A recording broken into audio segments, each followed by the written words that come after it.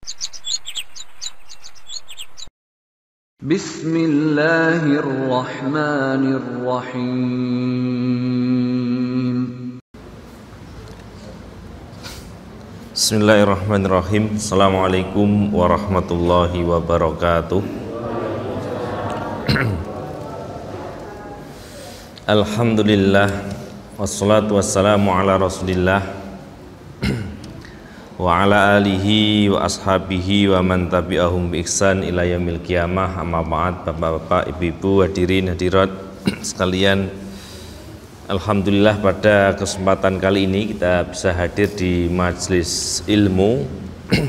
Tidak lain dan tidak bukan adalah kita niatkan untuk belajar ilmu din, ilmu agama, menambah pengetahuan tentang ilmu-ilmu yang wajib kita ketahui, khususnya adalah ilmu yang berkaitan dengan akidah, ilmu yang berkaitan dengan ibadah, di mana kita dituntut untuk mengamalkannya.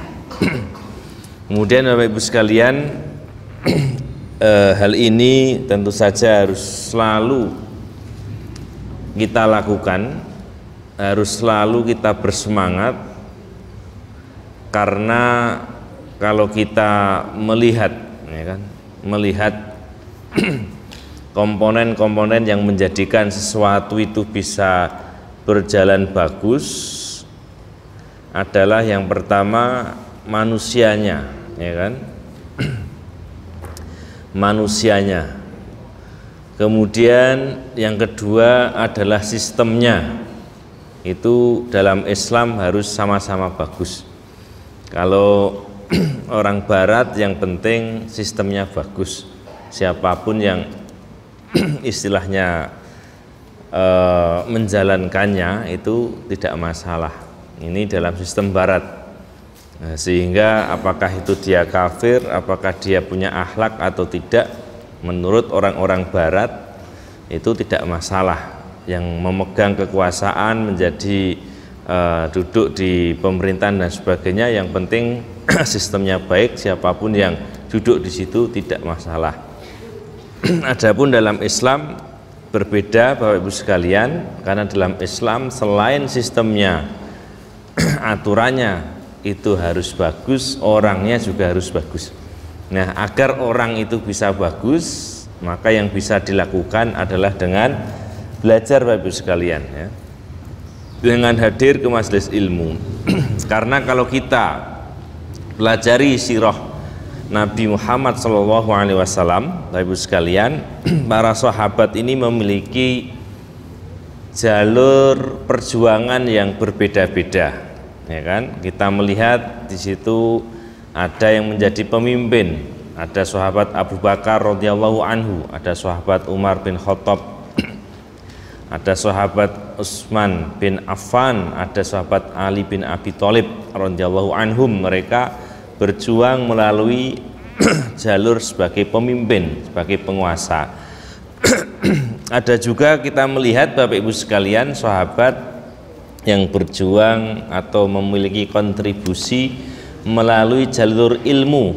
Maka kita mengenal ada sahabat Abdullah bin Abbas yang menjadi ahli tafsir, ya. Ada Abdullah bin Mas'ud, ya.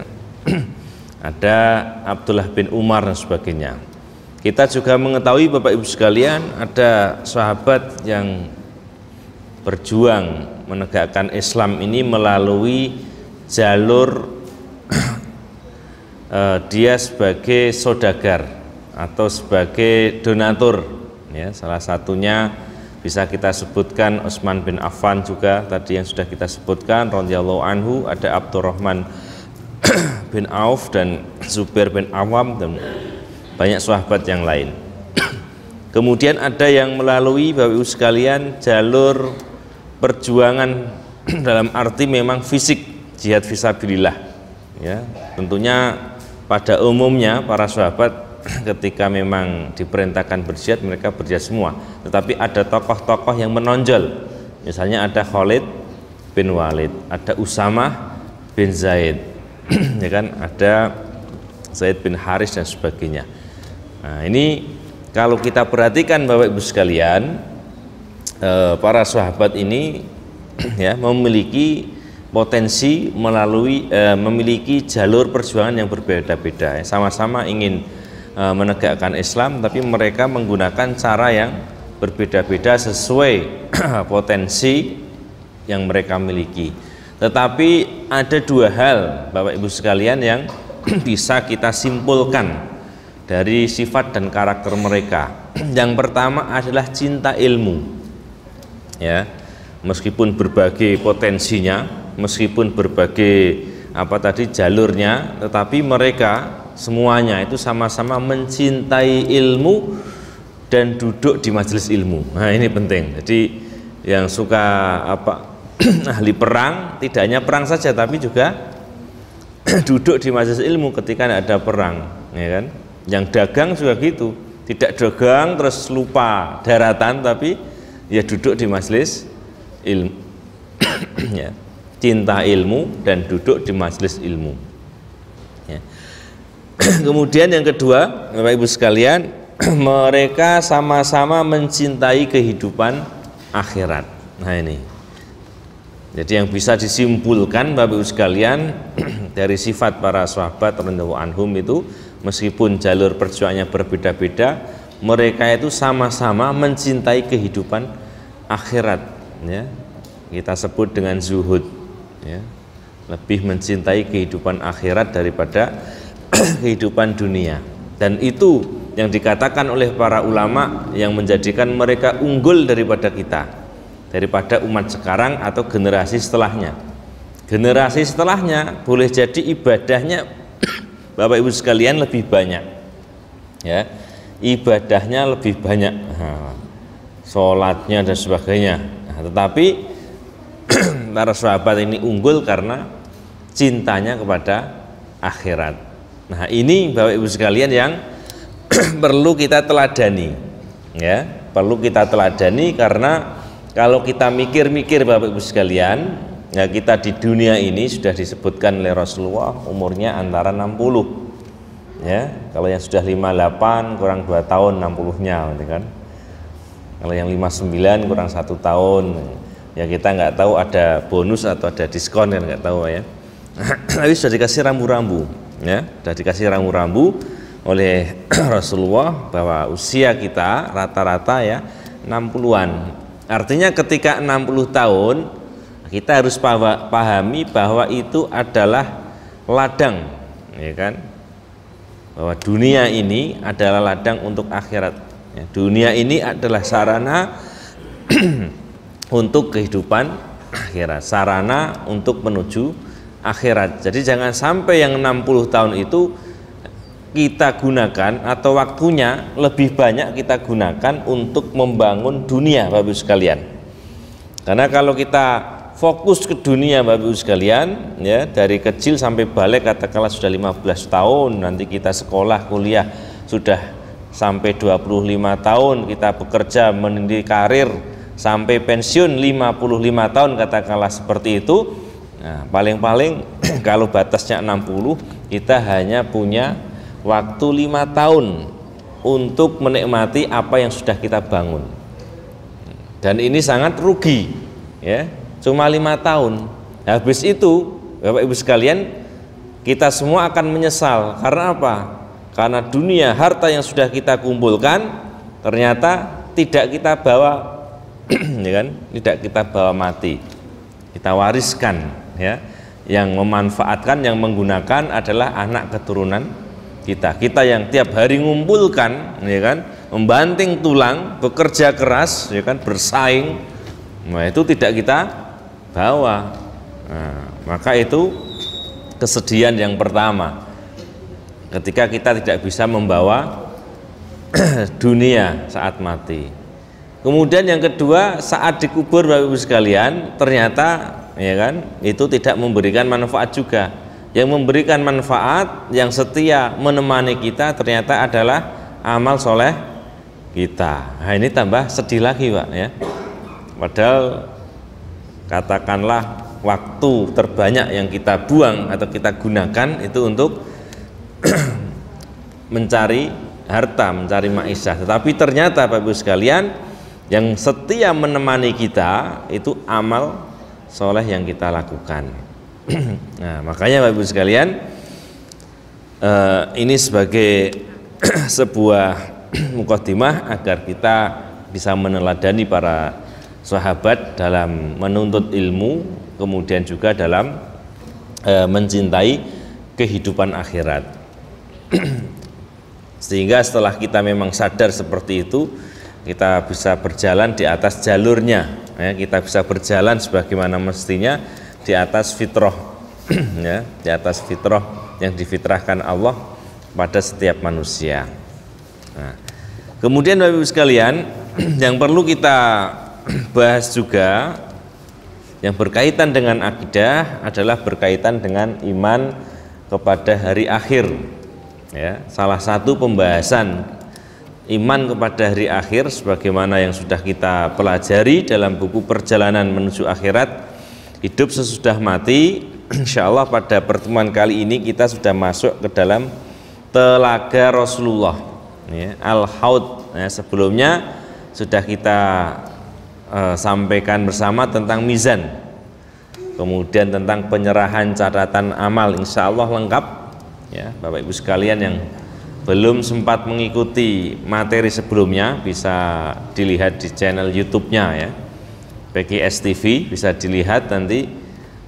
Di situ ada materi-materi sebelumnya dan ini memang materi kajian buku tenanan, Pak, karena kita bacakan semua. Nah, sebagaimana metode mulazamah itu syekh yang nulis buku itu dia nyampaikan kepada murid-muridnya atau muridnya membacakan bukunya. Nah, setelah selesai kemudian dikasih yang namanya ijazah. Ijazah itu kamu sudah bisa mengajarkan misalnya buku Hidup Sesudah Mati misalnya. Nah, nanti jenengan begitu ngajarkan ke murid-murid, nanti jenengan bisa nyatet, saya dengar dari si fulan, ya, dari Ustadz Fahrul Muiz, penulis buku. Nah, itu namanya mulazamah, ya. Mulazamah itu begitu. Setelah selesai satu buku, pindah ke buku yang lain, pindah ke buku yang lain. Nah, ini sistem yang sudah berkembang sejak lama, ya. Sehingga kita tahu meskipun tidak banyak tapi masih ada, ya kan, ulama-ulama yang memiliki sanad ilmunya itu sampai kepada penulis-penulis kitab, apakah itu kitab hadis, ya kan, ataupun kitab-kitab ulama yang lain, misalnya Bulughul Maram ataupun kitab-kitab apa Sahih Al-Bukhari dan sebagainya, itu masih banyak yang punya sanad sampai penulisnya. Nah, salah satunya kemarin saya melihat ada sebuah daurah, ya kan, mempelajari buku fikih, ya kan, buku fikih kalau nggak salah Safinatun Najah atau apa itu, ya, pematerinya punya sanad sampai penulisnya, ya kan? Sampai penulisnya. Nanti masih ada semua gurunya siapa, gurunya siapa, gurunya siapa, gitu ya. Nah, ini habis sekalian, ya. Kemudian kaitannya dengan materi kita pada malam hari ini, Bapak Ibu sekalian, tentang telaga. Kita bisa membaca hadis dalam At-Tirmidzi, ya, hadis At-Tirmidzi atau Sunan At-Tirmidzi. Di situ disebutkan hadis inna likulli nabiyyin haudon wa innahum yatabahawna ayyuhum aksar waridatan wa inni arju an akuna aksarahum waridatan. Ya, jadi inna likulli nabiyyin, ya, setiap nabi, ya, haudon itu memiliki telaga. Wa innahum, sesungguhnya mereka yatabahauna, ya kan, akan berbangga-bangga ayyuhum aksaru waridatan, ya, siapa di antara mereka itu yang telaganya paling banyak didatangi oleh umatnya, ya. Wa inni arju, ini kata Rasulullah, ya, Aku berharap ya, sesungguhnya aku, jadi tenanan nih Pak ya. Sesungguhnya aku berharap an akuna ya, aksarohum waridatan ya. Aku berharap ya, akulah yang paling banyak didatangi. Nah, di Rasulullah ya menyampaikan sebuah informasi bahwa setiap nabi itu punya telaga. Jadi tidak hanya Rasulullah dan para nabi itu akan berbangga-bangga dengan siapa yang paling banyak ya telaganya didatangi oleh umatnya. Maka Rasulullah berharap di sini, berharap menjadi ya kan nabi yang paling banyak ya telaganya ini didatangi oleh umatnya. Nah, maka dari sini kita bisa pahami Bapak Ibu sekalian bahwa ada fase nanti di perjalanan menuju akhirat atau di akhirat itu kita menuju yang namanya haud atau telaga Rasulullah. Nah, yang perlu kita jelaskan di sini Bapak Ibu sekalian, ada memang perbedaannya. Sebenarnya telaga ini letaknya di mana posisinya? Apakah setelah Sirat atau sebelumnya? Ini ada beda pendapat Pak ya. Karena Rasulullah tidak pernah menjelaskan urut-urutannya. Ya, yang menata urutan dalam kitab hadis ini adalah imam ahli hadis, misalnya Imam Al-Bukhari dan sebagainya. Ya, tapi Rasulullah nggak pernah menjelaskan mana dulu begitu. Akhirnya para ulama menyimpulkan, nah, dari hadis ini berarti telaga dulu baru Sirat. Ya, ada yang menjelaskan berarti setelah Sirat baru telaga dan sebagainya. Nah, nanti akan kita sampai ke situ. Pertama kali Bapak sekalian, di bab ini saya mulai dengan penjelasan bahwa perjalanan orang-orang mukmin sesudah penimbangan amal adalah menuju telaga Rasulullah atau al-haud ya, sedangkan orang-orang kafir akan langsung menuju neraka dan orang-orang munafik akan diuji keimanannya. Jadi ada 3 kelompok. Ya, setelah catatan amal itu diserahkan, maka orang-orang mukmin akan menuju telaga. Kemudian orang-orang kafir, Bapak Ibu sekalian, langsung ke neraka, sedangkan orang-orang munafik akan diuji keimanannya. Nah, ini ada 3 perlakuan. Kemudian masalah telaga ini Bapak Ibu sekalian merupakan permasalahan yang sangat besar pada hari kiamat. Saat itu seluruh makhluk sangat memerlukan air karena rasa haus yang menyekik tenggorokan dan memecah bibir mereka serta membakar mulut dan perut mereka. Ya, setiap orang di dunia pernah merasakan haus, namun rasa hausnya belum seberapa jika dibandingkan di akhirat kelak. Nah, jadi ini permasalahan yang besar Bapak Ibu sekalian, karena kelak di akhirat manusia itu akan merasakan haus yang sangat melebihi haus yang pernah dirasakan saat di dunia. Nah, ini ketika kita puasa itu kan haus Pak ya. Nah, tapi hausnya melebihi ketika kita di dunia. Nah, sehingga apa? Manusia semuanya membutuhkan air. Ya, membutuhkan air untuk mengurangi atau menghilangkan hausnya yang sangat tadi ya. Nah, hal terberat yang dirasakan oleh manusia di padang mahsyar selama hari kiamat yang panjang adalah tidak ada setetes air pun yang bisa mereka dapatkan sehingga mereka merasakan haus. Perut seakan terbakar dan mulut kering. Nah, itu ya. Jadi problem yang terbesar ternyata di akhirat Bapak Ibu sekalian, tidak ada setetes air pun. Artinya kita nggak bisa beli ya kan, nggak ada sumur ya kan, sudah nggak bisa ya. Kalau di dunia insya Allah banyak ya kan, airnya banyak, tidak kekurangan. Nah, tetapi Bapak Ibu sekalian, meski kondisinya seperti itu, di antara rahmat Allah atas orang-orang beriman, ya, Allah menyiapkan telaga bagi setiap nabi. Nah, begitu. Jadi ini rahmat Allah. Jadi karena Allah menjadikan manusia itu tetap bisa merasakan haus, maka rahmat Allah menyiapkan juga telaga bagi setiap nabi. Nah, itu. Dari telaga tersebut mereka memberi minum orang-orang yang benar-benar beriman dan mengikuti ajaran mereka ketika di dunia. Nah, ini ada syaratnya. Ya, jadi kalau umat para nabi ini benar-benar beriman dan benar-benar mengikuti ajaran para nabinya, itu yang berhak mendapatkan air minum dari telaga para nabi itu. Ya.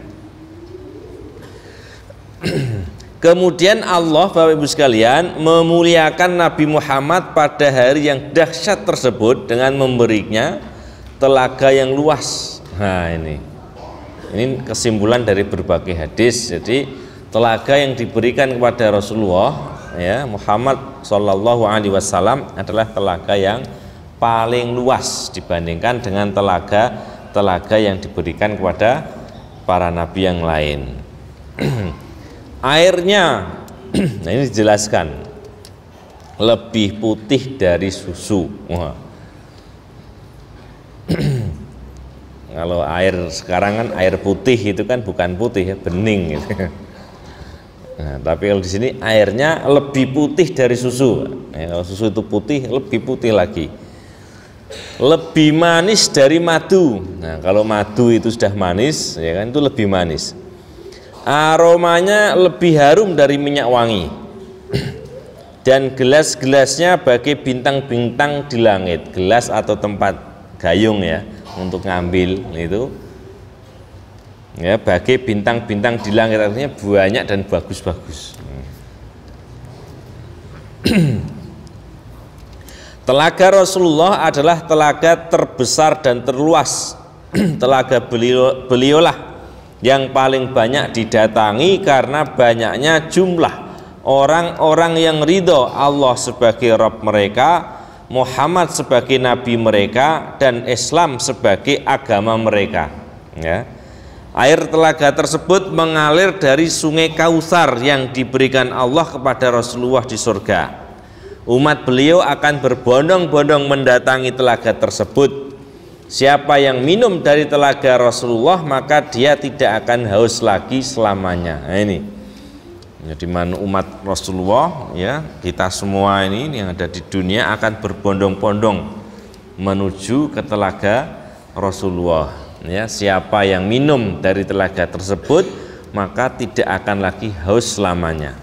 Nanti sudah nggak ada haus lagi. Adapun terhadap orang-orang kafir, Allah mengharamkan dan mencegah mereka mendatangi telaga tersebut sebagai hukuman bagi mereka. Nah, jadi kalau orang kafir mau ke situ sudah dihalau, ya, sudah dihadang, nggak bisa, ya, sudah ada malaikat yang menjaga, Pak, ya kan, nah, nggak bisa dia.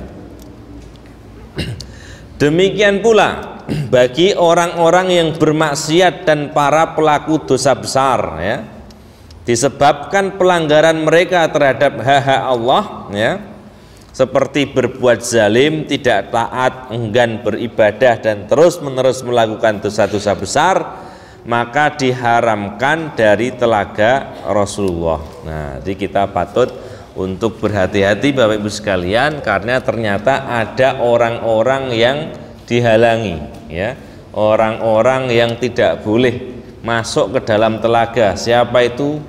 Satu, orang-orang kafir, ya.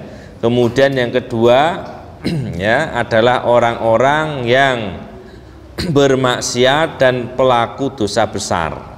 Nah, mereka dihalangi karena apa? Ya, karena mereka melanggar, ya, terhadap hak Allah, hak yang tidak boleh dilakukan malah dilakukan, ya.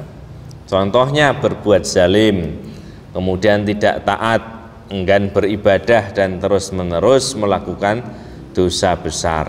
Nah, misalnya hari Jumat seperti tadi, Bapak sekalian, kita masih menyaksikan ada sebagian umat Islam yang tidak datang ke masjid, tidak Jumatan, ya. Mungkin mereka kita lihat di perempatan ya, di tempat-tempat nongkrong itu masih ada. Padahal kalau memang muslim sudah balik ya, seharusnya sudah wajib untuk menghadiri sholat Jumat, tetapi kita masih menyaksikan ya, masih ada orang-orang yang seperti itu.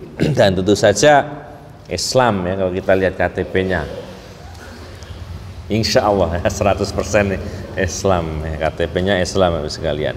Nah ini terhalang ya kalau orang-orang seperti itu. Orang-orang zalim yang menzalimi orang ini juga terhalang. Kemudian orang yang terus-menerus melakukan dosa-dosa besar ini juga terhalang ya. Mereka diharamkan dari telaga Rasulullah. Maka kita ini harus hati-hati Bapak Ibu sekalian ya. Contoh kecil berbuat zalim itu ketika kita punya hutang Bapak Ibu sekalian, kita mampu tapi enggak kita bayar ya. Kita punya hutang kepada seseorang, sebenarnya kita bisa bayar tapi tidak kita bayarkan, itu kezaliman. Setiap hari dihitung kezaliman ya. Kalau kita nunggaknya 1 tahun, 2 tahun, 3 tahun atau bertahun-tahun ya kan, bahkan yang ngutangi sudah memutihkan, nah itu berarti kezalimannya luar biasa, banyak sekali Bapak Ibu sekalian ya. Maka hati-hati, dan itu banyak insya Allah ya kan? Belum yang lain, perbuatan zalim yang lain sebagaimana dalam hadis tentang muflis, orang yang bangkrut. Rasulullah mengabarkan bertanya kepada para sahabat, siapa yang disebut dengan muflis, orang yang bangkrut? Maka para sahabat menjawab ya, orang yang bangkrut itu orang yang ludes hartanya ya. Tapi dijawab oleh Rasulullah, bukan, mereka adalah yang datang dengan membawa pahala sholat ya kan, pahala zakat, pahala puasa ya, tetapi mereka dermawan sekali dikasih-kasihkan kepada orang lain. Karena apa? Karena dia menyakiti si A ya kan, menzalimi si B dan sebagainya. Nah maka ini kita perlu hati-hati ya, sangat hati-hati Bapak Ibu sekalian ya. Termasuk dalam hidup bertetangga dan sebagainya, bermasyarakat harus hati-hati. Hati-hati sekali ya, kita perhatikan mana hak dan kewajiban kita, jangan sampai kita menyakiti. Nah, kadang-kadang Bapak Ibu sekalian kita bisa melihat itu kalau di kehidupan sehari-hari itu orang melakukan itu didasari karena paham sama tidak terhadap agama. Sama-sama tukang, saya pernah melihat tukang batu itu Bapak Ibu sekalian, ketika dia paham, dia pasti nggak berani, Bapak Ibu sekalian, nggak berani ngotak-ngatik atau memaku ya kan, tembok yang memang bukan ini yang dikerjakan dia. Tembok tetangganya kalau dia paham nggak akan berani. Tetapi kalau tukangnya nggak paham, nggak peduli, temboknya orang pukulin aja gitu ya, dipaku dan sebagainya. Nah, ini karena ilmu agama ya kan? Karena ilmu agama sangat penting. Sama-sama anak Bapak Ibu sekalian ya kan, mungkin kita punya anak satu di pondok pesantren jarang ketemu, lulus SD sudah mondok, satu lagi nggak mau mondok, di rumah terus sampai besar ya, sampai SMA, sampai berumah tangga juga deket. Nah, tetapi ternyata yang paham, bahasa Jawanya mudeng terhadap orang tua, ternyata bukan yang sehari-hari dari kecil sampai SMA itu bersama kita ya. Ternyata yang paham itu yang mondok, yang nggak pernah bersama kita. Karena apa? Karena ilmu agama itu. Nah, meskipun nggak pernah bersama ya kan, biasanya kalau anak pondok kan sudah dari SD mondok ya kan, kemudian 3 tahun 6 tahun nanti dia kuliah, nikah, itu kan terus jarang bersama dengan orang tua. Tetapi karena dia punya ilmu ya kan, maka dia paham bagaimana berbakti kepada kedua orang tua, baik dalam bicara, baik dalam hal membantu dan sebagainya. Nah, anak yang lain misalnya kalau ada Bapak Ibu sekalian sudah bersama dengan kita ya kan, sama orang tuanya, karena dia nggak ada ilmu agama ya biasa saja ya, malah bisa jadi malah membebani terus kepada orang tuanya. Nah, maka di sini standarnya adalah bukan bersama orang tua atau tidak, tapi paham agama atau tidak. Nah, maka jangan khawatir Bapak Ibu sekalian kalau anak kita pergi jauh belajar agama, ya kan. Justru kita khawatir kalau anak kita itu enggak kita didik dengan pendidikan yang betul, karena nanti apa istilahnya kita sendiri yang akan susah, kita sendiri yang akan repot, karena yang kita harapkan adalah waladun solihun ya yad'ulahu, ya, walad soleh, anak soleh yang mendoakan orang tua ketika orang tuanya sudah meninggal. Kemudian Bapak Ibu sekalian, sudah kita sebutkan tadi para ulama berbeda pendapat tentang tempat telaga ini. Ibnu Hajar Al-Asqalani dalam Fathul Bari mengungkapkan bahwa menurut Al-Bukhari telaga Rasulullah ada setelah Sirat. Nah, setelah Sirat yang menghubungkan atau yang ada di atas neraka jahanam yang menuju surga itu, ya, di bawahnya neraka, kemudian Siratnya itu di atasnya. Nah, menurut Ibnu Hajar Al-Asqalani, ya, telaga Rasulullah ada setelah Sirat. Nah, setelah Sirat baru telaga. Sebab Al-Bukhari menyampaikan hadis-hadis tentang telaga setelah hadis-hadis tentang syafaat dan Sirat. Nah, jadi karena di dalam kitabnya itu yang disampaikan oleh Al-Bukhari itu hadis-hadis tentang apa tentang syafaat, ya, tentang Sirat, kemudian baru tentang telaga. Maka disimpulkan oleh Ibnu Hajar Al-Asqalani yang beliau menjelaskan atau mensyarah kitab Sahih Al-Bukhari. Nah, itu berarti tempatnya apa istilahnya telaga itu setelah Sirat berdasarkan susunan dalam hadis. Kemudian Al-Ghazali, ya, artinya Imam Al-Ghazali, dan juga Al-Qurtubi, Imam Qurtubi berpendapat bahwa telaga ini berada di padang luas di hari kiamat sebelum menyeberangi Sirat atau jembatan. Argumentasi mereka bahwa sebagian orang yang datang ke telaga itu dimasukkan ke neraka.